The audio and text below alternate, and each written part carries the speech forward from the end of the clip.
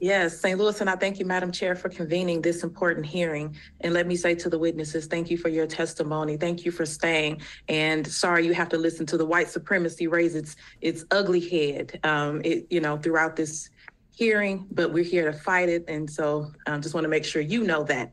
The rise of hate and violence against Madam the Chair, LGBTQIA community follows a surge of anti-LGBTQ plus legislation driven by Republican state lawmakers, including in my home state of Missouri.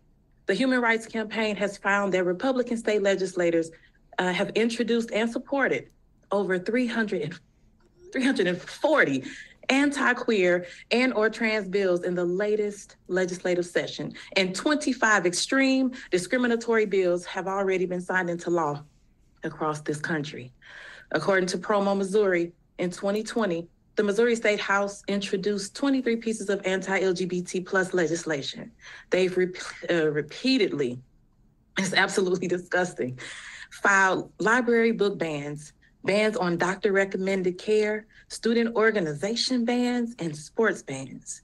Ms. Robinson, could you tell us more about the draconian measures state Republicans have advanced that target the health, the safety, and the rights of our LGBT plus community? It's a crisis that we're experiencing.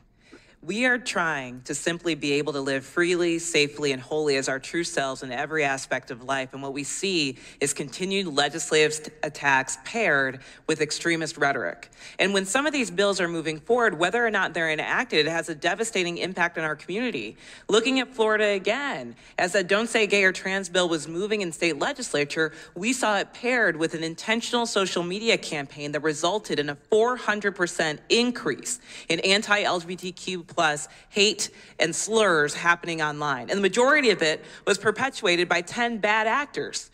This is the stuff that we have to make sure that we're interrupting and ending. This is what's creating a dangerous environment for our children, for our kids, and for our families.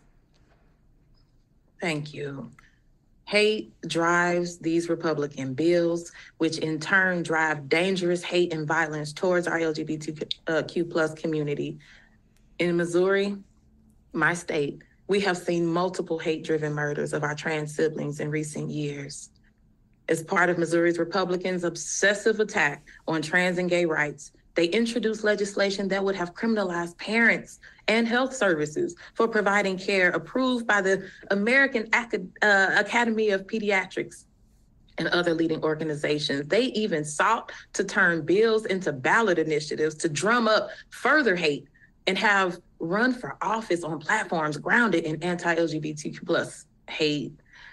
Dr. Meyer, what is the connection between the Republican crusade to target the LGBTQ plus community and the surge of hateful anti-LGBTQ plus rhetoric online?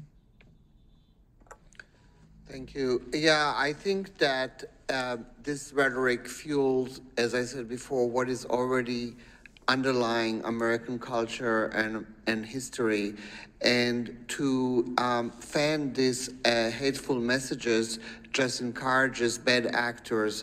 And I agree with what was said here.